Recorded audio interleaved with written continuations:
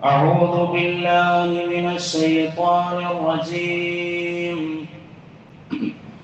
بسم الله الرحمن الرحيم.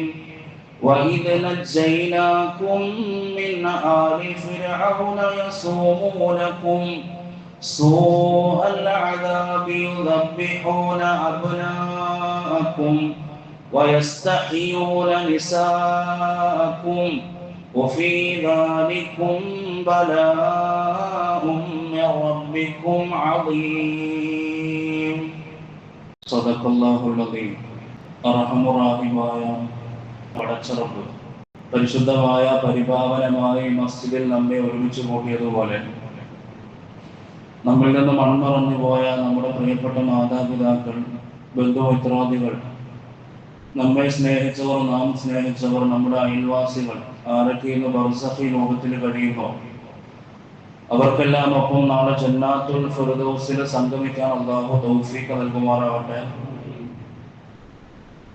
അസുഖങ്ങളായി വീടുകളിലും ആശുപത്രികളിലുമായി കഴിയുന്ന ഒരുപാട് ആളുകൾ ദുആ കൊണ്ട് വസിയത്ത് ചെയ്തിട്ടുണ്ട്. അല്ലാഹു അവർക്കെല്ലാം പൂർണ്ണമായ ശിഫ പ്രദാനിക്കുമാറാകട്ടെ. ജീവിച്ചിരിക്കുന്ന നമുക്ക് അല്ലാഹുവിന് വേണ്ടി ഇബാദത്ത് ചെയ്യുന്ന ആഫിയത്തും ദീർഘായുസ്സും പ്രദാനം ചെയ്യുമാറാകട്ടെ. യുദ്ധക്കെടുതികളും മൂലം പ്രയാസങ്ങൾ അനുഭവിക്കുന്ന പ്രിയപ്പെട്ടവർക്കെല്ലാം, പീഡിതർക്കെല്ലാം അല്ലാഹു സലാമത്ത് ഈ മുഹറം 10-ന്റെയും ഈ മുഹറം മാസത്തിൻ്റെയും വെള്ളിയാഴ്ച ഈ ദിവസത്തിൻ്റെയും ഈ ഭവനത്തിൻ്റെയും എല്ലാം പവിത്രത കൊണ്ട് അല്ലാഹു സലാമത്തിലാക്കി കൊടുക്കുമാറാകട്ടെ. പ്രിയപ്പെട്ട മുഅ്മിനീങ്ങളെ, നാം നിലകൊള്ളുന്നത് അല്ലാഹു വിശുദ്ധ ഖുർആനിലൂടെ പവിത്രമാണ് എന്ന് പറഞ്ഞ പുണ്യമായ മുഹറം മാസത്തിലാണ്. ഉലമാക്കളെ പഠിപ്പിക്കുന്നുണ്ട്, ചില പത്തുകളെ അല്ലാഹു അവന്റെ റസൂലും വല്ലാതെ ഇഷ്ടപ്പെടുന്നുണ്ട്. അതിൽ ഒരു പത്താണ് ഇപ്പോ അവസാനിക്കാൻ പോകുന്ന, ഇന്ന് അസ്തമയത്തോടുകൂടി അവസാനിക്കാൻ പോകുന്ന 10, മുഹറമിലെ ആദ്യത്തെ 10. മുഹറം മാസത്തിലെ 10ാമത്തെ ദിനത്തിലാണ്, അതിൻ്റെ പകലിലാണ് നാം ഇപ്പോൾ നിലകൊള്ളുന്നത്. വെള്ളിയാഴ്ച ദിനം കൂടിയാണ്. അള്ളാഹുവിൻ്റെ ഇടപെടലുകൾ ഒരുപാട് നടന്നിട്ടുള്ള ദിവസമാണ് മുഹറം 10. ആമുഖങ്ങളൊന്നുമില്ലാതെ ഞാൻ എൻ്റെ വിഷയത്തിലേക്ക് വരികയാണ്. മലക്കുകളാൽ ആദ്യം മുതൽ തന്നെ ശ്രദ്ധിച്ചിരിക്കുക. മലക്കുകളാൽ ഖബറടക്കപ്പെട്ട 2 പ്രവാചകന്മാരുണ്ട്. മലക്കുകളാൽ ഖബറടക്കപ്പെട്ട 2 പ്രവാചകന്മാർ. ഒന്ന് ആദം നബി അലൈഹിസ്സലാത്തു വസ്സലാമാണ്. മയ്യത്ത് സംസ്കരണത്തിന്റെ എല്ലാ ആവശ്യകതകളും അനുസരിച്ച് അള്ളാഹുവിന്റെ സന്നിധിയിൽ നിന്നും മലക്കുകൾ വന്ന് ആദം നബി അലൈഹിസ്സലാമിനെ മയ്യത്ത് കുളിപ്പിച്ചു. അതുപോലുള്ള മയ്യത്ത് സംസ്കരണം നടത്തി മയ്യത്ത് വെച്ച് ഖബറടക്കി. രണ്ടാമത്തെ പ്രവാചകനാണ് സയ്യിദുന മൂസാ നബി അലൈഹിസ്സലാത്തു വസ്സലാം. സീനാ പർവ്വതത്തിൽ 60,000 ചതുരശ്ര കിലോമീറ്ററുകൾ, മൈല് കിലോമീറ്ററുകൾ അടക്കമുള്ള ഒരു പ്രദേശമാണ് സീനാ മരുഭൂമി. സീനാ മരുഭൂമിയിൽ മൂസാ നബി അലൈഹിസ്സലാത്തു വസ്സലാം തൗറാത്ത് വായിച്ചു കൊണ്ടിരിക്കുമ്പോഴാണ് അസ്റാഹീൽ അലൈഹിസ്സലാത്തു വസ്സലാം കടന്നു വരുന്നത്. കടന്നു വന്നു, ഇടയ്ക്കിടെ സന്ദർശകനായതുകൊണ്ട് കടന്നു വരുമ്പോൾ തന്നെ മൂസാ നബി അലൈഹിസ്സലാം ചോദിച്ച ചോദ്യം ഇതാണ്: അഖാബിലൻ അം സാഹിറ? എൻ്റെ റൂഹ് പിടിക്കാൻ വന്നതാണോ അതോ എന്നെ സന്ദർശിക്കാൻ വന്നതാണോ? അസ്റാഹീലിനോടാണ് ചോദ്യം. അസ്റാഹീൽ അലൈഹിസ്സലാം പറഞ്ഞു, സന്ദർശിക്കാനല്ല, റൂഹ് പിടിക്കാനാണ്. മൂസാ നബി അലൈഹിസ്സലാത്തു വസ്സലാം അസ്റാഹീലിന് ഒരൊറ്റ അടി വെച്ചു കൊടുത്തു. അടിയിൽ അസ്റാഹീൽ അലൈഹിസ്സലാമിന്റെ കണ്ണിന് പരിക്കേറ്റു. അള്ളാഹുവിന്റെ സന്നിധിയിലേക്ക് തിരികെ യാത്രയായി. അസ്റാഹീൽ അലൈഹിസ്സലാം റൂഹ് പിടിച്ചില്ല. അങ്ങനെ അള്ളാഹുവിന്റെ അടുക്കൽ പോയി.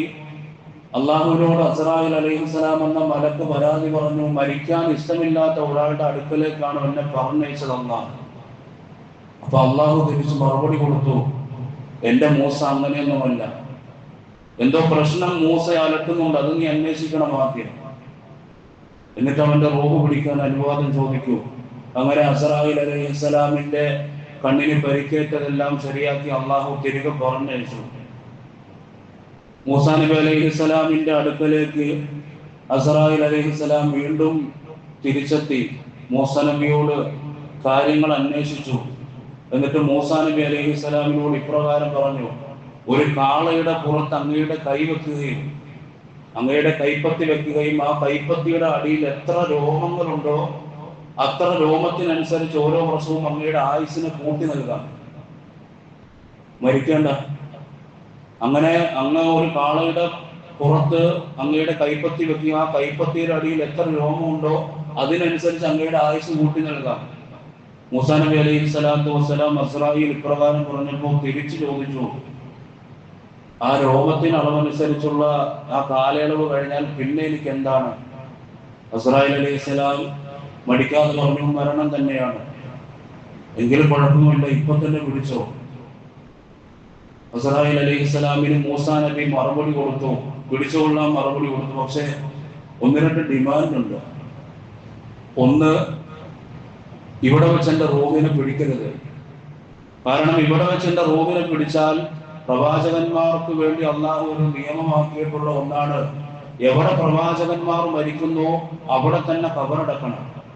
അതുകൊണ്ടാണ് അഷ്റഫുൽ ഖൽഖ് റസൂലുള്ളാഹി സ്വല്ലല്ലാഹു അലൈഹി വസല്ലമ തങ്ങളെ ആയിഷ ബീവിയുടെ വീട്ടിൽ മരണപ്പെട്ടപ്പോൾ ആ റൂമിൽ തന്നെ മറമാടിയതിന്റെ കാരണം. അങ്ങനെയാണ് ഓരോ പ്രവാചകന്മാരുടെയും അവസ്ഥ, എവിടെ മരിക്കുന്നു അവിടെ തന്നെ ഖബറടക്കണം. അങ്ങനെ മൂസാ നബി അലൈഹി സ്വലാത്തു വസ്സലാം പറഞ്ഞു: എന്നെ ഇവിടെ റൂഹ് പിടിക്കരുത്. കാരണം എൻ്റെ ഖബർ ഒരുങ്ങേണ്ടത് ഇവിടെയല്ല. എൻ്റെ ആഗ്രഹം ബൈത്തുൽ മുഖദ്ദസിലെ ചുവന്ന കുന്നില് എന്നെ ഖബറടക്കണമെന്നാണ് എൻ്റെ ആഗ്രഹം. ബൈത്തുൽ മുഖദ്ദസിലേക്ക് തിരിഞ്ഞു കിടക്കുമ്പോൾ എൻ്റെ റൂഹ് പിടിക്കണം. അങ്ങനെ അസ്റായീൽ അലൈഹി സ്വലാത്തു വസ്സലാം ബൈത്തുൽ മുഖദ്ദസിലേക്ക് മൂസാ നബി അലൈഹി സ്വലാത്തു വസ്സലാമുമായി യാത്ര തിരിച്ചു. അപ്പോഴും നിങ്ങളോട് ഞാൻ പറഞ്ഞിട്ടില്ല എന്താണ് ഇസ്രായേൽ അലൈഹി ഇസ്ലാമിനെ മൂസാ നബി അടിച്ചതിന്റെ കാരണമെന്ന്. അവസാനം അതിലേക്ക് വരും. ചുമ്മാ അടിക്കില്ലല്ലോ ഒരു പ്രവാചകൻ, ഒരു കാരണമുണ്ട്. മൂസാ നബി വലിയ ദേശീയക്കാരനായിരുന്നു. അവസാനം അതിലേക്ക് ഞാൻ എൻ്റെ വിഷയം സമാപിപ്പിക്കാം. അള്ളാഹു തൗഫീഖ് നൽകുമാറാകട്ടെ. അങ്ങനെ ചുവന്ന കുന്നിലേക്ക് ബൈത്തുൽ മുഖദ്ദസിലേക്ക് മൂസാ നബി അലൈഹി സ്വലാത്തു വസ്സലാമുമായി അസ്റായീൽ അലൈഹി സ്വലാം പോവുകയാണ്. ചുവന്ന കുന്നിലെത്തി മലക്കുകളെല്ലാം ഖബറൊരുക്കുകയാണ്. മൂസാ നബിക്ക് വേണ്ടിയുള്ള ഖബറൊരുക്കുന്നു. മൂസാ നബി അലൈഹി സ്വലാത്തു വസ്സലാമിനോട് അസ്റായീൽ ചോദിച്ചു: ഇനി പിടിക്കാം, ഖബറെല്ലാം ഒരുങ്ങിക്കഴിഞ്ഞു, ഇനി റൂഹ് പിടിക്കട്ടെ. മൂസാ നബി പറഞ്ഞു: എനിക്കൊന്ന് ആ ഖബറിൽ കിടക്കണം. കാരണം അള്ളാഹു പറഞ്ഞിട്ടുണ്ട്, ഖബറിൽ കിടന്ന് തലയുടെ ഭാഗത്തിലേക്ക് നോക്കുമ്പോൾ ജന്നാത്തുൽ ഫിർദൗസ് കാണാമെന്ന് എന്നോട് അള്ളാഹു പറഞ്ഞിട്ടുണ്ട്. അതുകൊണ്ട് എനിക്കതൊന്ന് ആ ജന്നാത്തുൽ ഫിർദൗസിനെ വീക്ഷിക്കണം. അസ്റായീൽ അലൈഹി സ്വലാത്തു വസ്സലാം അനുമതി കൊടുത്തു. ഇറങ്ങി ഖബറിലേക്ക് കിടന്നിട്ട് നേരെ ബൈത്തുൽ മുഖദ്ദസിലേക്ക് തിരിഞ്ഞു. ഇസ്ലാമിന്റെ ആദ്യത്തെ കിബിലയാണ് ബൈത്തുൽ മുഖദ്ദസ്. അതിനുശേഷം ഹബീബായ റസൂലുള്ളാഹി സ്വല്ലല്ലാഹു അലൈഹി വസല്ലമ തങ്ങൾ 17 വഖ്ത് നിസ്കരിച്ചതിന് ശേഷം ഒരു അസർ നിസ്കാരത്തിനാണെന്നാണ് എൻ്റെ ഓർമ്മ, അള്ളാഹു ആയത്തിറക്കി നിസ്കാരത്തിൽ തന്നെ നേരെ ബൈത്തുൽ മുഖദ്ദസിൽ നിന്ന് കഅബാലയത്തിലേക്ക്, നാം ഇപ്പോ പവിത്രതയോടുകൂടി കാണുന്ന മക്കയിലെ അള്ളാഹുവിന്റെ ഭവനമായ കഅബാലയത്തിലേക്ക് തിരിയുന്നതും. അപ്പൊ ബൈത്തുൽ മുഖദ്ദസിലേക്ക് തിരിഞ്ഞു കിടന്ന് അങ്ങനെ തലയുടെ ഭാഗത്ത് നിന്ന് മൂസാ നബി അലൈഹി സ്വലാത്തു വസ്സലാം അള്ളാഹു പറഞ്ഞതുപോലെ നോക്കുമ്പോൾ ജന്നാത്തുൽ ഫിർദൗസും കാണുകയാണ്. മൂസാ നബി അലൈഹി സ്വലാത്തു വസ്സലാം ശേഷം റൂഹ് പിടിച്ചുകൊള്ളാൻ പറയുകയാണ്. റൂഹ് പിടിച്ചു. അങ്ങനെ അവിടെ തന്നെ മൂസാ നബി അലൈഹി സ്വലാം ഖബറടക്കപ്പെട്ടു. മൂസാ നബിയുടെ ആഗ്രഹം പോലെ തന്നെ. ഹബീബായ റസൂലുള്ളാഹി സ്വല്ലല്ലാഹു അലൈഹി വസല്ലമ തങ്ങൾ സ്വഹാബത്തിനോട് പറയുകയാണ്: മൂസാ നബിയുടെ ഖബറിന്റെ അടുക്കലേക്ക് ഞാൻ സന്ദർശനത്തിനായി പോയിട്ടുണ്ട്, ഫലസ്തീനിലേക്ക് പോയിട്ടുണ്ട് എന്ന് നബിതങ്ങള് സഹാബത്തിനോട് പറയുകയാണ്. പോയപ്പോ ചുവന്ന കുന്നിലെ എൻ്റെ മുൻഗാമിയായ എൻ്റെ മുൻപത്തെ പ്രവാചകനായ മൂസാ നബിയുടെ ഖബറിന്റെ അടുക്കലേക്ക് പോകുമ്പോൾ മൂസാ നബി അലൈഹി സ്വലാത്തു വസ്സലാം ഖബറിന്റെ ഉള്ളിൽ നിസ്കരിക്കുകയായിരുന്നു എന്ന് അഷ്റഫുൽ ഖൽഖ് മുഹമ്മദ് മുസ്തഫ സല്ലല്ലാഹു അലൈഹി വസല്ലമ തങ്ങൾ പറയുകയാണ്. നാം ഇപ്പോൾ നിലകൊള്ളുന്നത് മുഹറം 10-ലാണ്. മുഹറം 10 എന്ന് പറഞ്ഞാൽ പീഡിതരായ ഇസ്രായേൽ സമൂഹത്തിന് ഒരു വിമോചനം കൊടുത്ത് ഫിറഔൻ എന്ന് പറയുന്ന സ്വേച്ഛാധിപതിയിൽ നിന്നും അള്ളാഹു ഇടപെടൽ നടത്തി രക്ഷിച്ച ഒരു ദിവസം. മദീന പട്ടണത്തിലേക്ക് ഹബീബായ തങ്ങൾ ആദ്യമായി വരുമ്പോ മുഹറം 10 നോമ്പ് പിടിക്കുന്നതായി കാണുന്നുണ്ട്. റമദാൻ ഫർളാകുന്നതിന് മുമ്പ് തന്നെ മുഹറം നോമ്പ് ഫർളായിരുന്നു. അതിനുശേഷം റമദാനിലെ 30 നോമ്പ് ഇങ്ങനെ ഫർളാക്കിയ സമയത്താണ് മുഹറം സുന്നത്തായി മാറുന്നത്. അതുവരെ എന്തായിരുന്നു? മുഹറം ഫർളായിരുന്നു പിടിക്കൽ. നബി തങ്ങൾ മക്കയിൽ വെച്ച് പിടിച്ചു, മദീനയിൽ വെച്ചും പിടിച്ചു. ജൂതന്മാര് പിടിക്കുന്നത് കണ്ടപ്പോ അള്ളാഹുവിന്റെ റസൂൽ അവിടെ വെച്ചൊരു പ്രഖ്യാപനം നടത്തി, ജൂതന്മാരോട് എല്ലാ വിഷയത്തിലും എതിരാകണം. അതുകൊണ്ട് മുഹറം 9 അല്ലെങ്കിൽ മുഹറം 11 കൂടി മുസ്ലിമീങ്ങൾ പിടിച്ച് ജൂതന്മാരോട് എതിരാകണം. ഞാൻ പറഞ്ഞു വരുന്നത് മുഹറം 10 എന്ന് പറയുന്ന പുണ്യമായ ദിനത്തിലെ പകലിലാണ് നാം ഉള്ളത്. അള്ളാഹുവിന്റെ ഇടപെടൽ ദുനിയാവിൽ നടന്നതിന് യഥാവിധി അള്ളാഹുവിന്റെ റസൂലിന്റെ കൃത്യമായ വചനങ്ങളുള്ള ഒരു ദിവസം. ഇനി ഞാൻ വിഷയത്തിലേക്ക് ഒന്നുകൂടി ഇറങ്ങുകയാണ്. ബനൂ ഇസ്രായേലിലേക്ക് അയച്ച പ്രവാചകനാണ് മൂസാ നബി അലൈഹിസ്സലാത്തു വസ്സലാം. 4 കിതാബുകളാണ് നാം പഠിച്ചിട്ടുള്ളത്. ബാക്കിയെല്ലാം ഏടാണ്. ആ ഏടെല്ലാം പല പ്രവാചകന്മാർക്കും കൊടുത്തു. പക്ഷെ 4 കിതാബുകൾ അള്ളാഹുവിന് ഏറ്റവും ഇഷ്ടപ്പെട്ട, ഏറ്റവും അടുപ്പമുള്ള ചില പ്രവാചകന്മാർക്ക് അള്ളാഹു കൊടുത്തു. തൗറാത്ത്, ഇഞ്ചീൽ, സബൂർ, ഫുർഖാൻ അല്ലെങ്കിൽ ഖുർആൻ, ഇങ്ങനെ 4 കിതാബുകളാണ് നാം മദ്രസയിലെല്ലാം പഠിച്ചിട്ടുള്ളവരാണ്.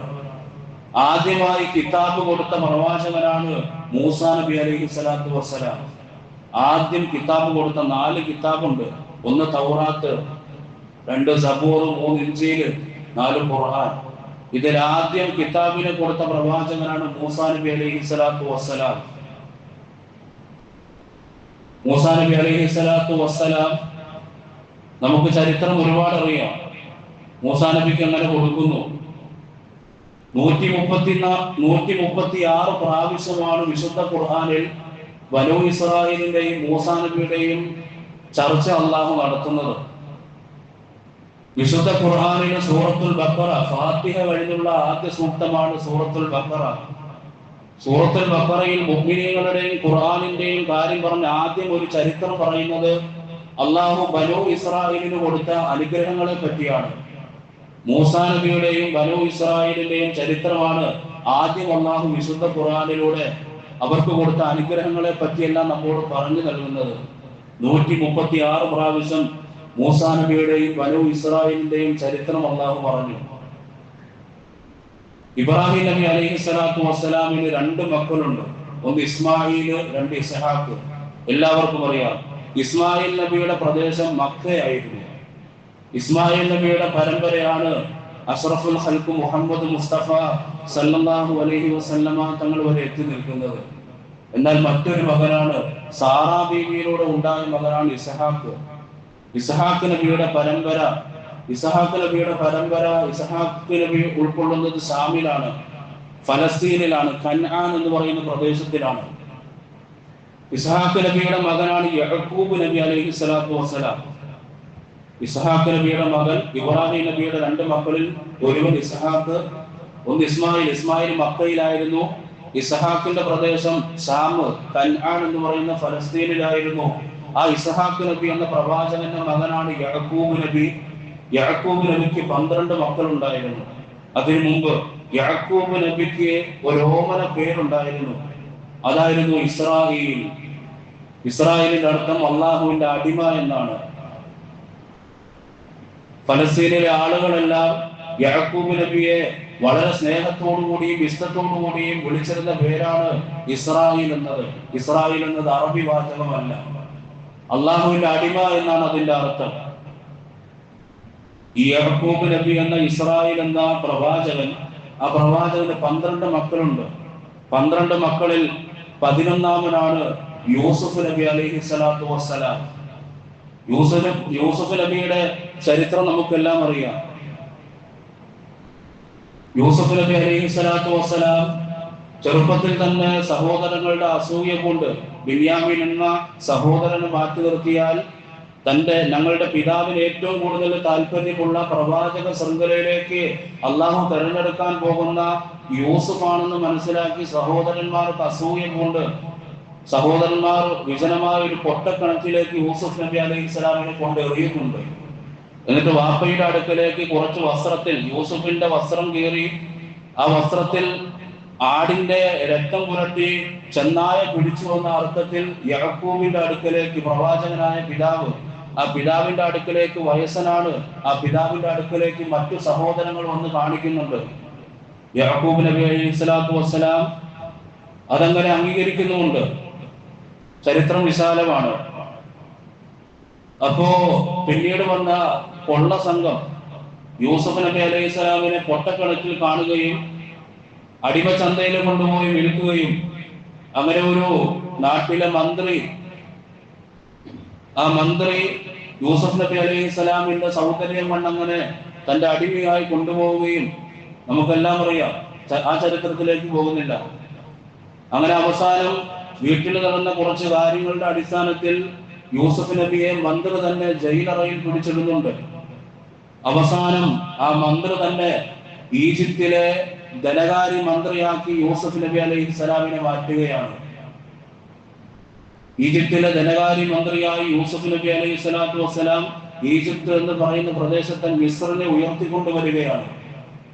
അപ്പോഴാണ് യാക്കൂബ് നബിയും തന്റെ മറ്റ് 11 മക്കളും താമസിക്കുന്ന ഈ സ്ഥലത്ത് ക്ഷാമം വന്നു ചേരുന്നത്. അങ്ങനെ സഹായത്തിനായി ഈജിപ്തിലെ മിസ്രിലെ ധനകാര്യ മന്ത്രിയുടെ അടുക്കലേക്ക് വരുമ്പോഴാണ് തന്റെ സഹോദരൻ യൂസുഫാണ് ആ സീറ്റിൽ ഇരിക്കുന്നത് എന്നവർ മനസ്സിലാക്കുന്നത്. പിന്നീട് പിതാവിനോട് പോയി പറയുകയും അങ്ങനെ യാക്കൂബ് നബി അലൈഹി സ്വലാമും യൂസുഫ് നബി അലൈഹി സ്വലാമിന്റെ അടുക്കിലേക്ക് തന്റെ സഹോദരങ്ങളെല്ലാം കൂടി യൂസുഫ് നബിയെ കാണാനായി വരികയും പല വാതിലുകളിലൂടെ അവർ പ്രവേശിക്കുകയും, കാരണം എല്ലാം സുന്ദരന്മാരാണ്. അതുകൊണ്ട് വാപ്പ തന്നെ പറഞ്ഞു, ആ കൊട്ടാരത്തിലേക്ക് പ്രവേശിക്കുമ്പോൾ പല വാതിലുകളിലായി നിങ്ങൾ പ്രവേശിക്കണം. യൂസുഫ് നബിയെ കണ്ടു, അങ്ങനെ എല്ലാം പൊരുത്തപ്പെട്ടു. അങ്ങോട്ടും ഇങ്ങോട്ടും ചെയ്ത കാര്യങ്ങളെല്ലാം യൂസുഫ് നബി അലൈഹി സ്വലാത്തു വസ്സലാം എന്ത് ചെയ്തു? പൊരുത്തപ്പെട്ടു കൊടുത്തതിന് ശേഷം തന്റെ സഹോദരങ്ങളും യാക്കൂബ് നബി അലൈഹി സ്വലാത്തു വസ്സലാമും എല്ലാം ഈജിപ്തിലേക്ക് വരാൻ ആവശ്യപ്പെടുകയാണ്. എവിടെയൊക്കെ പോന്നു? ഈജിപ്തിലേക്ക് വന്നു. അപ്പൊ മറ്റൊരു നാട്ടിൽ നിന്ന് ഈജിപ്തിലേക്ക് വന്ന ആളുകളാണ് യാക്കൂബ് നബി അലൈഹി സ്വലാമിന്റെ മക്കൾ. യാക്കൂബ് നബിയെ വിളിക്കുന്ന പേരാണ്, അത് ഓർമ്മ വേണം, ഇസ്രായേൽ എന്ന്. അപ്പോ ഈജിപ്തിലേക്ക് വരികയും ആ സഹോദരങ്ങളുടെ മക്കളുടെ സന്താന പരമ്പര അങ്ങനെ ഈജിപ്തിൽ പെറ്റുവരികയും യൂസുഫ് നബി അലൈഹി സ്വലാമിന് മക്കൾ ഉണ്ടാവുകയും എല്ലാം അങ്ങനെ ചെയ്യുകയാണ്. അപ്പോൾ ഈജിപ്തിലുള്ളത് 2 വിഭാഗമാണ്. ഈജിപ്തിലുള്ള 2 വിഭാഗം ആ നാട്ടുകാരെ കിബുത്തികൾ എന്ന് പറയും. വന്നു ചേർന്ന യാക്കൂബ് നബിയുടെ മക്കളെ ഇസ്രായേലുകൾ എന്നറിയപ്പെട്ടു.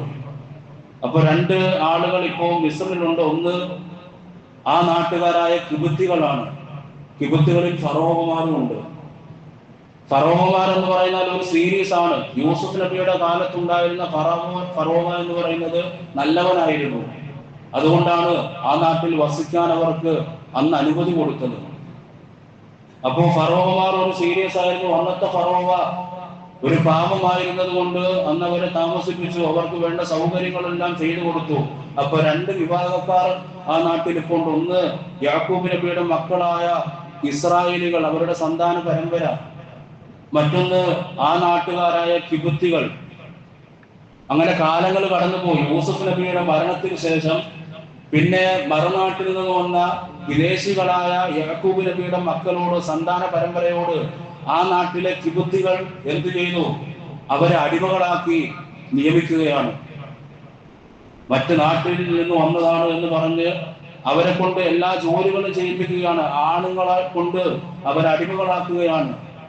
ആണുങ്ങളെ എല്ലാം അടിമകളാക്കി. നാം ഇപ്പോൾ കാണുന്നില്ല, ഈജിപ്തിലാണ് ഏറ്റവും കൂടുതൽ പിരമിഡുകൾ ഉള്ളത്.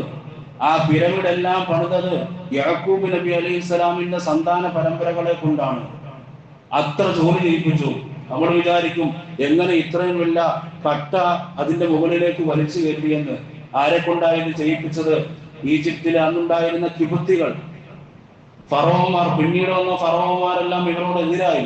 ആ നാട്ടിലെ ആളുകളെല്ലാം അവരെല്ലാം യാക്കൂബ് നബിയുടെ സന്താന പരമ്പരകളായ ഇസ്രായേലി വംശജരെ കൊണ്ട് അടിമകളാക്കി വെച്ച് അവരെ കൊണ്ട് ഈ പിരമിഡെല്ലാം പണിയിപ്പിച്ചു. അവരെ ആകുന്നത്ര അവരെ ആക്രമിക്കുകയാണ്, അവരെ ബുദ്ധിമുട്ടിപ്പിച്ചു. ഇനി സ്ത്രീകളുടെ അവസ്ഥ എന്ന് പറഞ്ഞാൽ അവരെല്ലാം വെപ്പാട്ടികളായി വ്യഭിചാരത്തിന് വേണ്ടി അവരെല്ലാം അവരുടെ ഇംഗിതത്തിന് വഴങ്ങുന്ന രീതിയിലേക്ക് ക്ഷണിച്ചു. മൂസാ നബി അലൈഹി ഇസ്ലാമിന്റെ കാലഘട്ടത്തിൽ ഉണ്ടായിരുന്ന ഫറോവയ്ക്ക് 100-ൽ പരം വെപ്പാട്ടികൾ ഉണ്ടായിരുന്നു. ആ 100-ൽ പരം വെപ്പാട്ടികൾ ആരാണ്? ഇസ്രായേലി വംശജരാണ്, യൂസുഫ് നബിയുടെ മക്കളായിരുന്നു, സന്താന പരമ്പരയായിരുന്നു. ഫറോവയ്ക്ക് അങ്ങനെ 59 പെൺമക്കളും 69 ആൺമക്കളും ഉണ്ടായി. വ്യഭിചാരത്തിലൂടെയാണ് ഉണ്ടാകുന്നത്. ഈ 100-ൽ പരം വെപ്പാട്ടികളിൽ ഒരു വെപ്പാട്ടിയാണ് ആസിയ ബീവി അലൈഹി സ്വലാത്തു വസ്സലാം. ആസിയ ബീവി കിബത്തിയല്ല, യൂസുഫ് നബിയുടെ സന്താന പരമ്പരയിൽപ്പെട്ട ഒരു പൗരന്റെ മകളാണ് ആസിയ ബീവി. ഹബീബായ റസൂലുള്ളാഹി സ്വല്ലല്ലാഹു അലൈഹി വസല്ലമ തങ്ങൾ പറയുകയാണ്, എനിക്ക് സ്വർഗ്ഗത്തിൽ 2 ഭാര്യമാരുണ്ട്, ഒന്ന് ആസിയാണ്, 2 മറിയമാണ്. ആസിയ ബീവി അത്രയ്ക്ക് അനുഭവിച്ചു. ആസിയ ബീവി പക്ഷെ തന്റെ ഇംഗിതത്തിന് വഴങ്ങിയില്ല. ഫിറൗനിന് മറ്റു ഭാര്യമാരെല്ലാം ഇംഗിതത്തിന് വഴങ്ങിയെങ്കിലും വെപ്പാട്ടിമാരായി സ്വീകരിച്ചെങ്കിലും ആസിയ ബീവി താരുമായി ബന്ധത്തിൽ ഏർപ്പെട്ടില്ല എന്ന് അഷ്റഫുൽ ഖൽഖ് നബി മുഹമ്മദ് മുസ്തഫ സല്ലല്ലാഹു അലൈഹി വസല്ലമ തങ്ങൾ പഠിപ്പിക്കുകയാണ്. അങ്ങനെ ആസിയ ബീവി നാളെ പ്രവാചകന്റെ ഭാര്യയായി നാളെ നമുക്ക് സ്വർഗത്തിൽ കാണാൻ സാധിക്കും. അള്ളാഹു തൗഫീഖ് നൽകുമാറാകട്ടെ. ആസിയ ബീവി മരണപ്പെടുന്നത് കന്യകയായിട്ടാണ്. ഫിറൗനിന് ഏറ്റവും ഇഷ്ടമുള്ള പരിപാടിയായിരുന്നു വ്യഭിചാരം. രണ്ടാമത്തത് കള്ളുകൂടി. ഫിറൗൻ എല്ലാ സ്ഥലത്തും കടലിലും കരയിലും എല്ലാം വ്യഭിചാരം നടത്തി. അങ്ങനെ ആ ഇസ്രായേലി ആളുകൾ അടിമകളായി വെപ്പാട്ടികളായി സ്വീകരിച്ച അത്രമേൽ ഉപദ്രവം സഹിക്കുന്ന ആ സമൂഹം യൂസുഫ് നബിയുടെ സന്താന പരമ്പര, യാക്കൂബ് നബിയുടെ സന്താന പരമ്പര ദുആ ചെയ്തു, ഞങ്ങൾക്കൊരു വിമോചകനെ നൽകണേ അല്ലാഹ്, ഞങ്ങൾക്കൊരു വിമോചകനെ നൽകണേ അല്ലാഹ് എന്ന് ദുആ ചെയ്തു. അങ്ങനെ അല്ലാഹു ആ ദുആ കൈക്കൊണ്ടു. ആ ദുആ കൈക്കൊണ്ട് മൂസ എന്ന് പറയുന്ന ഒരു പൊന്നുമോൻ ഈ ലോകത്തിലേക്ക് പിറവിയെടുക്കുകയാണ്. കുറെ കുഞ്ഞുങ്ങളെ കൊന്നുകളഞ്ഞു ഫിറൗൻ. അതിനു മുമ്പ് തന്റെ കൂടെയുള്ള മാന്ത്രിക ജാലക്കാരെ കൊണ്ട് അവൻ എല്ലാം നിരത്തി നോക്കി. അപ്പൊ മനസ്സിലായി അവനതിന് ഒരു വിമോചകൻ വരുന്നുണ്ട്. ഒരാൺകുഞ്ഞ് ജനിക്കും. ഉണ്ടാകുന്ന ആൺകുഞ്ഞുങ്ങളെല്ലാം കൊന്നുകളഞ്ഞു. പക്ഷേ അള്ളാഹുവിന്റെ തീരുമാനം മറ്റൊന്നായിരുന്നു.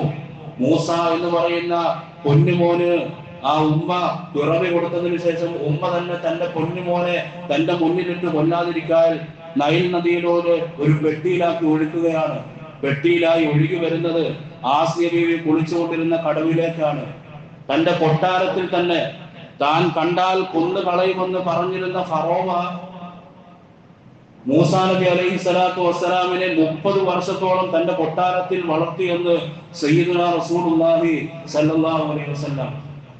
മുന്നിൽ കണ്ടാൽ കൊന്നുകളയാനിരുന്ന മൂസയ്ക്ക് തന്റെ മൂക്കിന്റെ തുമ്പിൽ പടച്ചിറപ്പ് വളർത്തി. ഇത് വെറും കെട്ടുകഥയല്ല. കളവ് പറയാത്ത നേതാവ് മുഹമ്മദ് റസൂലുള്ളാഹി സ്വല്ലല്ലാഹു അലൈഹി വസല്ലമ തങ്ങൾ പഠിപ്പിച്ചതാണ്. 30 വർഷം അങ്ങനെ ആ കൊട്ടാരത്തിൽ വളർന്നു. 30ാമത്തെ വയസ്സിൽ ഒരു കൊലപാതകം നടന്നു. മൂസാ നബി അലൈഹി സ്വലാത്തു വസ്സലാം ഒരാളെ അടിച്ചപ്പോൾ മർമ്മത്തിലായി പോയി. കൊല്ലണമെന്ന് ഉദ്ദേശത്തിൽ അടിച്ചതല്ല, പക്ഷേ അങ്ങനെയുള്ള ഒരു കാരണത്തിന്റെ പേരിൽ താൻ മറ്റൊരു സ്ഥലത്തിലേക്ക് പോയി. ശുഐബ് നബിയുടെ മകളെ വിവാഹം കഴിച്ചു. 10 വർഷത്തിന് ശേഷം ഭാര്യ 2ാമത് ഗർഭിണിയായിരിക്കുമ്പോ തിരികെ തന്നെ വരികയാണ് ഈജിപ്തിലേക്ക് വന്നു. മൂസാ നബി അലൈഹി സ്വലാത്തു വസ്സലാം വരുന്ന വഴിക്ക് തുവാ പർവ്വതത്തിന്റെ താഴെ വെച്ച് മൂസാ നബി അലൈഹി സ്വലാത്തു വസ്സലാമിനെ പ്രവാചകനായി അള്ളാഹു ആ ശൃംഖലയിലേക്ക് അള്ളാഹു പ്രവേശിപ്പിക്കുകയാണ്. തിരിച്ച് ഈജിപ്തിലേക്ക് 10 വർഷത്തിന് ശേഷം വരുമ്പോ തുവാ പർവ്വതത്തിന്റെ തുവാ താഴ്വാരത്തിൽ വെച്ച് അള്ളാഹു പ്രവാചകനായി സ്വീകരിക്കുന്നു. അങ്ങനെ മൂസാ നബി അലൈഹി സ്വലാത്തു വസ്സലാം തന്റെ സഹോദരനെ കൂടെ പ്രവാചകനാക്കണമെന്ന് പറയുന്നു. അങ്ങനെ ഹാറൂൻ നബിയെയും പ്രവാചകനാക്കുന്നു. അതിന് മറ്റു ചില കാര്യങ്ങളുണ്ട്, അതിലേക്കൊന്നും ഞാൻ പ്രവേശിക്കുന്നില്ല. അങ്ങനെ ഹാറൂൻ നബിയും മൂസാ നബി അലൈഹി സ്വലാത്തു വസ്സലാം 40 വർഷത്തോളം ഇസ്രായേലി സമൂഹത്തിന്റെ ഇടയിൽ ഫിറഔനിനോട് അവന്റെ കാര്യങ്ങളെ പറഞ്ഞു മനസ്സിലാക്കി മുസ്ലിം ആകണം അല്ലെങ്കിൽ പാപപ്പെട്ട ഈ പീഡിതരായ ഇസ്രായേലി സമൂഹത്തിന്, നിങ്ങൾ അടിമകളായി വച്ചിരിക്കുന്ന ഈ സമൂഹത്തിനെ മോചിപ്പിച്ചെനിക്ക് വിട്ടു നൽകണം. ഇതാണ് മൂസാ നബിയും ഹാറൂൻ നബി അലൈഹി സ്വലാത്തു വസ്സലാമും ഫിറഔനിനോട് ആവശ്യപ്പെട്ടത്. ഒന്നല്ലെങ്കിൽ നീ മുസ്ലിം ആവണം, അല്ലെങ്കിൽ എന്ത് ചെയ്യണം? നിന്റെ അടുക്കൽ നീ അടിമകളാക്കി വെച്ചിട്ടുള്ള എന്റെ വാപ്പയുടെ മക്കളായ സന്താന പരമ്പരയിൽ മൂസാ നബി അലൈഹി സ്വലാത്തു വസ്സലാം ഇസ്രായേലി പരമ്പരയിൽപ്പെട്ട ആളാണ്. അപ്പൊ മൂസാ നബി അലൈഹി സ്വലാത്തു വസ്സലാം പറയുകയാണ്, യൂസഫ് നബിയുടെ സന്താന പരമ്പരയെ മോചിപ്പിക്കണം. ഈ 2 കാര്യങ്ങൾ വെച്ചു. അങ്ങനെ അവൻ ഒന്നിനും സമ്മതിക്കുന്നില്ല. അവസാനം 16 ലക്ഷം ഇസ്രായേലി സമൂഹവുമായി മൂസാ നബി അലൈഹി സ്വലാത്തു വസ്സലാം ഈജിപ്തിൽ നിന്ന് നാടുവിടുകയാണ്. നാടുവിടുന്നത് സീനാ മരുഭൂമിയിലേക്കാണ് പോകേണ്ടത്. സീനാ മരുഭൂമിയിലേക്ക് പോകാനായി സൂയിസ് ഉൾക്കടൽ, ചെങ്കടലിന്റെ ഒരു മുനമ്പാണ് സൂയിസ് ഉൾക്കടൽ. ആ മുനമ്പിലൂടെ രക്ഷപ്പെടണമെന്ന് ഇസ്രായേലി സമൂഹത്തിന് മൂസാ നബി അലൈഹി സ്വലാം നിർദ്ദേശം കൊടുത്തു. 2 മുനമ്പുകളാണ് ചെങ്കടലിനുള്ളത്. ഒന്ന് അഖബ ഉൾക്കടൽ, അതുപോലെ സൂയിസ് ഉൾക്കടൽ. സൂയിസ് ഉൾക്കടലിന്റെ മുനമ്പിലൂടെയാണ് രക്ഷപ്പെടേണ്ടത് എന്ന് പറഞ്ഞ് ഇസ്രായേലി സമൂഹത്തിനെ പറഞ്ഞ് മനസ്സിലാക്കി. അഖബയിലൂടെ പോകാൻ പാടില്ല. അങ്ങനെ ആ സൂയിസ് ഉൾക്കടലിന്റെ മുനമ്പിലൂടെ ചെന്നെത്തുന്നത് സീനാ പർവ്വതത്തിലേക്കാണ്. സീനാ പർവ്വതം ഫിറഔനിന്റെ അധികാര കേന്ദ്രമല്ല, അവിടെ വെച്ച് ഒന്നും ചെയ്യാൻ സാധിക്കില്ല. അപ്പോ 16 ലക്ഷം ആളുകളെ പറഞ്ഞു മനസ്സിലാക്കി സൂയിസ് ഉൾക്കടലിന്റെ മുനമ്പിലൂടെ, ചെങ്കടലിന്റെ മുനമ്പിലൂടെ പോകാനായി ആവശ്യപ്പെട്ടു. മൂസാ നബി അലൈഹി സ്വലാം പിന്നിലായിരുന്നു. കാരണം ഫിറഔൻ ഇവരെ ആക്രമിക്കാൻ വന്നാൽ മൂസാ നബിക്ക് നേരിടണം. മുമ്പിൽ പോയത് 16 ലക്ഷം വരുന്ന ആളുകളാണ്. പോയിക്കൊണ്ടിരിക്കുമ്പോ ഈ പോകുന്ന ആളുകൾക്ക് വഴിതെറ്റി അവർ ചെന്നെത്തുന്നത് കടലിന്റെ മുന്നിലാണ്. കടലിന്റെ മുനമ്പിലൂടെ പോകാനായി ആവശ്യപ്പെടുമ്പോൾ അവർ ചെന്നെത്തുന്നത് കടലിന്റെ മുന്നിൽ. അങ്ങനെ കടലിന്റെ മുന്നിൽ നിൽക്കുമ്പോ തൊട്ടുപിറകിൽ മൂസാ നബി അലൈഹി സ്വലാമിന് മനസ്സിലായി വഴിതെറ്റിയെന്ന്. കൗമ് ചോദിച്ചു, ഇസ്രായേലി സമൂഹം ചോദിച്ചു, ഖാല അസ്ഹാബു മൂസ ഇന്നാ ലമുദ്റകൂൻ, എവിടെ സഹായം? എവിടെ? ഇന്നാ ലമുദ്റകൂൻ, നിന്റെ റബ്ബ് ഞങ്ങളെ സഹായിക്കുമെന്ന് പറഞ്ഞല്ലോ, എവിടെ? ആ കൗമ് ചോദിച്ചപ്പോ മൂസാ നബി അലൈഹി സ്വലാം തിരിച്ച് മറുപടി കൊടുത്തു. വിശുദ്ധ ഖുർആനാണ്. ഖാല കല്ല ഇന്ന മഇയ റബ്ബി സയഹ്ദീൻ, എന്റെ റബ്ബ് നമുക്ക് വഴി കാണിച്ചു നൽകും. മൂസാ നബി അലൈഹി സ്വലാത്തു വസ്സലാമിനോട് അള്ളാഹു ആ കടലിൽ അടിക്കാനായി പറഞ്ഞു. തന്റെ വടി കൊണ്ട് 14 കിലോമീറ്റർ താൻ പോകുവാനുള്ള വഴി അള്ളാഹു തന്നെ തുറന്നു കൊടുത്തു. 14 കിലോമീറ്റർ 2 സൈഡിലേക്കും ഒരു ഭിത്തി കണക്കെ അള്ളാഹു 2ആയി കടലിൽ മാറ്റി നിർത്തി. മൂസാ നബിയും കൗമും രക്ഷപ്പെട്ടു. പുറകിൽ ഫിറഔനും സംഘവും അതിലൂടെ തന്നെ അവരെ പിടിക്കാമെന്ന് കരുതി ഇറങ്ങുമ്പോ ആല ഫിറഔൻ വഅൻതും തൻദുറൂൻ, മൂസാ നബിയും തന്റെ കൗമും നോക്കി നിൽക്കെ തന്നെ അവരെ അള്ളാഹു ആ ചെങ്കടലിൽ മുക്കിക്കൊണ്ടുവന്ന് പരിശുദ്ധ ഖുർആൻ. പക്ഷേ മൂസാ നബിയുടെ കൗമ്, ഇസ്രായേലി സമൂഹം അവര് വിശ്വസിച്ചില്ല. ഫിറഔൻ മരണപ്പെടില്ല, കാരണം അവനാണ് റബ്ബ് എന്ന് വാദിച്ചവരാണ്. അതുകൊണ്ട് അവനെ കാണണം, അവൻ മരിച്ചത് കാണണമെന്ന് ആ ഇസ്രായേലി സമൂഹം ആവശ്യപ്പെട്ടു. മൂസാ നബി അലൈഹി സ്വലാത്തു വസ്സലാം അള്ളാഹുവിനോട് പറഞ്ഞു, വഅഗ്റഖ്നാ ഫിറഔന വഅൻതും തൻദുറൂൻ. 3 ദിവസത്തിന് ശേഷം മൂസാ നബി അലൈഹി സ്വലാത്തു വസ്സലാമിന്റെ പുറകെ വന്ന സ്വേച്ഛാധിപതി, ഏറ്റവും വലിയ ക്രൂരൻ, എല്ലാ ഉമ്മത്തിലും ഒരു ഫിറഔൻ കാണും. ആ മൂസാ നബിയുടെ കാലഘട്ടത്തിലെ ഫിറഔൻ, ആ ഫിറഔനിനെ 3 ദിവസത്തിന് ശേഷം അള്ളാഹു ചെങ്കടലിൽ പൊക്കി, ജഡം പൊങ്ങി ആ സമൂഹത്തെ കാണിച്ചു കൊടുത്തു. പ്രിയപ്പെട്ട മുഅ്മിനീങ്ങളെ, അങ്ങനെ സീനാ പർവ്വതത്തിലേക്ക്, സീനാ മരുഭൂമിയിലേക്ക് മൂസാ നബിയും തന്റെ കൗമും പ്രവേശിച്ചു. ഇനി അവർ ഫിറഔനിന്റെ പരിധിയിലോ ഫിറഔനിന്റെ ശല്യത്തിലോ ഒന്നുമല്ല. ലോകം കണ്ട ഏറ്റവും വലിയ 3 ആളുകളാണ്. ഒന്ന് അഷ്റഫുൽ ഖൽഖ് നബി മുഹമ്മദ് മുസ്തഫ സല്ലല്ലാഹു അലൈഹി വസല്ലം, 2 ഇബ്രാഹിം നബി അലൈഹി സ്വലാത്തു വസ്സലാം, 3 മൂസാ നബി അലൈഹി സ്വലാം. 40 വർഷമായി ഇസ്രായേലി സമൂഹത്തിന്, പിന്നീട് അവർക്ക് അള്ളാഹു ഒരുപാട് അനുഗ്രഹങ്ങൾ നൽകി. നിങ്ങൾ ഇനി കേൾക്കേണ്ടത് തൗറാത്ത് മാത്രമാണ്, ഒരു പണിക്ക് പോകണ്ട എന്ന് പോലും അള്ളാഹു പറഞ്ഞു. അവർക്ക് രാവിലെ എഴുന്നേൽക്കുമ്പോൾ കട്ടിത്തേലും അതുപോലെ കാടപ്പക്ഷിയുടെ ഇറച്ചിയും അള്ളാഹു കൊടുക്കുമായിരുന്നു. ഒരു മണിക്ക് പോകേണ്ട, തൗറാത്ത് കേട്ട് നല്ലവരായി കഴിഞ്ഞാൽ മതി. പക്ഷേ അള്ളാഹു തൗറാത്തിലെ വഹി കൊടുക്കാനായി മൂസാ നബി അലൈഹി ഇസ്ലാമിനെ 30 ദിവസത്തേക്ക് ക്ഷണിക്കുന്നുണ്ട്. ഹാറൂൻ നബി ഏൽപ്പിച്ചിട്ട്, തന്റെ സമൂഹത്തെ ഏൽപ്പിച്ചിട്ട് മൂസാ നബി അലൈഹി ഇസ്ലാം പോയി. 30 ദിവസത്തിന് ശേഷം അദ്ദേഹം തിരികെ എത്തിയില്ല. വഹി കേട്ട് അങ്ങനെ നിന്നു. തിരികെ എത്താതെ വന്നപ്പോ ഈ ഇസ്രായേലി സമൂഹത്തിന്റെ നന്ദികേട് തുടങ്ങി.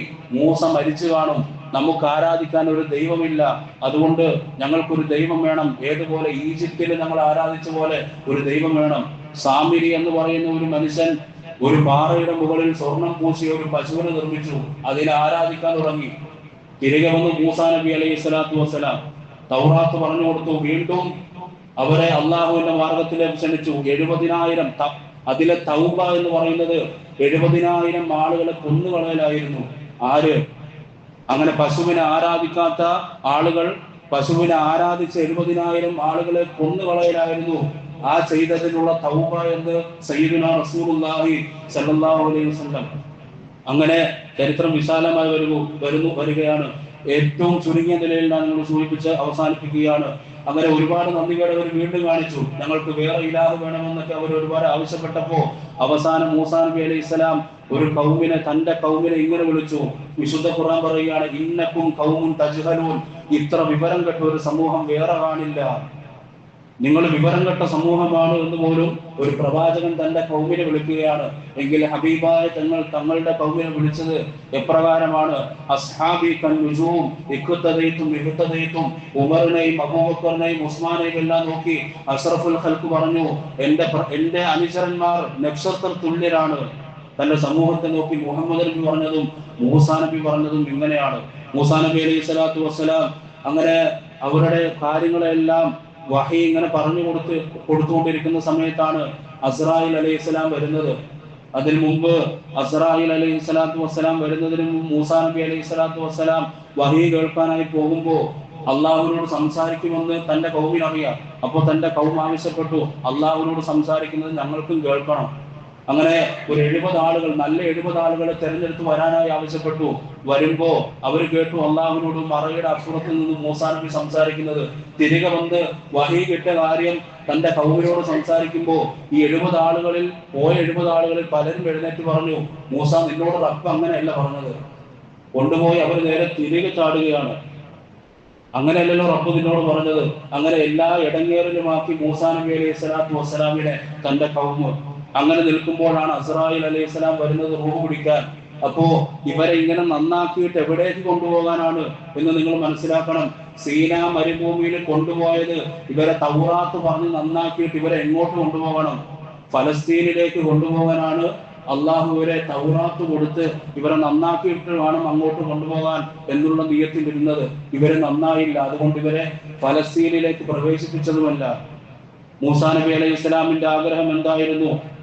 തന്റെ കബറിടം ഫലസ്തീനിൽ വേണമെന്നാണ്. അതുകൊണ്ട് അസ്രായിലൂടെ കാര്യം പറയുകയും തന്റെ റൂഹ് പിടിച്ചത് ബൈത്തുൽ മുഖദ്ദസിന്റെ ഫലസ്തീനിന്റെ മണ്ണിൽ വെച്ചാവുകയും ചെയ്തു. അപ്പൊ പ്രിയപ്പെട്ട മുഅ്മിനീങ്ങളെ, ഇപ്പൊ കാണുന്ന ജൂതന്മാർ അത് ഈ ഇസ്രായേലി സമൂഹമാണ്. അവരൊരിക്കലും ആ ഫലസ്തീനിന്റെ മണ്ണിന് അവകാശികളല്ല. കാരണം ഫലസ്തീനിന്റെ മണ്ണിലേക്ക് ഇസ്രായേലികളായ ജൂതന്മാരെ മൂസാ നബി അലൈഹി സ്വലാം കൊണ്ടുപോയിട്ടില്ല. 1948 ജൂതരാഷ്ട്രം അവര് തയ്യാറെടുത്ത് അവര് ചെയ്യുമ്പോ അവരൊരിക്കലും ആ മണ്ണിന് അവകാശികളല്ല. കാരണം അവര് നന്ദി കെട്ട ഒരു സമൂഹമാണ്. അതുകൊണ്ടാണ് നബി തങ്ങൾ പറഞ്ഞത്, അവസാന കാലഘട്ടത്തിൽ മുസ്ലിമീങ്ങളും ജൂതന്മാരും യുദ്ധം ചെയ്യും, ആ യുദ്ധത്തിൽ മുസ്ലിമീങ്ങൾ ജയിക്കും. ജൂതന്മാർ പല വൃക്ഷങ്ങളുടെയും കല്ലുകളുടെയും പുറകിലിരിക്കും. അവിടെയെല്ലാം വൃക്ഷങ്ങളും കല്ലുകളും പറഞ്ഞു നൽകും, ഇതാ ഒരു ജൂതൻ, കൊന്നുകളയൂ. ഞാൻ പറഞ്ഞതല്ല, ഹബീബായ നബി മുഹമ്മദ് മുസ്തഫ സല്ലല്ലാഹു അലൈഹി വസല്ലം. കറുക്കത് മരം ഒഴികെ ബാക്കി എല്ലാ വൃക്ഷങ്ങളും പറയുമെന്ന് സയ്യിദുനാ റസൂലുള്ളാഹി സല്ലല്ലാഹു അലൈഹി വസല്ലം. അതുകൊണ്ട് പ്രിയപ്പെട്ട മുഅ്മിനീങ്ങളെ, അള്ളാഹുവിന്റെ ഇടപെടൽ നടന്ന ഒരു മാസമാണ്, ഒരു ദിവസമാണ് ഈ മുഹറം 10. അന്നുണ്ടായിരുന്ന മുക്കൂട്ടു മന്നന്മാരെ പോലെ തന്നെ ഇന്നും മുക്കൂട്ടു മന്നന്മാരുണ്ട്. അന്ന് ഫിറൗനിന്റെ കൂടെ ഒരു മന്ത്രിയും ഒരു കോർപ്പറേറ്റ് മുതലാളിയും ഉണ്ടായിരുന്നു. ഹാമാൻ എന്നായിരുന്നു മന്ത്രിയുടെ പേര്, ഹാറൂൻ എന്നാണ് ആ കോർപ്പറേറ്റ് മുതലാളിയുടെ പേര്. ഇന്നുമുണ്ട് മുക്കൂട്ടു മന്നന്മാർ, പേര് പറയേണ്ടതില്ല. അവര് ചെയ്ത അതേ, ഇസ്രായേൽ സമൂഹം ചെയ്ത അതേ പണിയാണ് ഇന്നും ചെയ്തുകൊണ്ടിരിക്കുന്നത്. ഒന്ന് മാത്രം, ഒന്ന് മാത്രം നമുക്ക് പരിഹാരം, പടച്ചറബിലേക്ക് അടുക്കുക, അള്ളാഹുവിന് വേണ്ടി വിമോചകനെ തേടിക്കൊണ്ടിരിക്കുക. അന്ന് അള്ളാഹു അവർക്കെതിരെ മൂസ നബി അയച്ചെങ്കിൽ ഇന്നും മൂസയൊക്കെ നമ്മുടെ ഇടയിലുണ്ട്, നാം മനസ്സിലാക്കണമെന്ന് മാത്രം. അള്ളാഹു തൗഫീഖ് നൽകി അനുഗ്രഹിക്കുമാറാവട്ടെ. കേട്ട കാര്യങ്ങൾ ജീവിതത്തിൽ എപ്പോഴും ഓർമ്മയിലാക്കി പടച്ചറബിന്റെ ഇസ്ലാമിന് വേണ്ടി പ്രവർത്തിക്കാൻ അള്ളാഹു തൗഫീഖ് നൽകുമാറാവട്ടെ. അതുകൊണ്ട് അള്ളാഹു ഇടപെടൽ നടത്തിയ പരിശുദ്ധമായ ഒരു മാസമാണ് എന്ന് മനസ്സിലാക്കുക. ഇനി ഒരുപാട് കാര്യങ്ങൾ നിങ്ങളോട് പറയാനായി ഉണ്ടായിരുന്നു. ചരിത്രം വിശാലമായതുകൊണ്ട്, സമയം ചുരുങ്ങിയതുമായതുകൊണ്ട് ചുരുക്കുന്നു. ആഖിറു ദഅ്വാതി അൽഹംദുലില്ലാഹി റബ്ബിൽ ആലമീൻ. അസ്സലാമു അലൈക്കും വറഹ്മത്തുള്ളാഹി വബറകാതുഹു.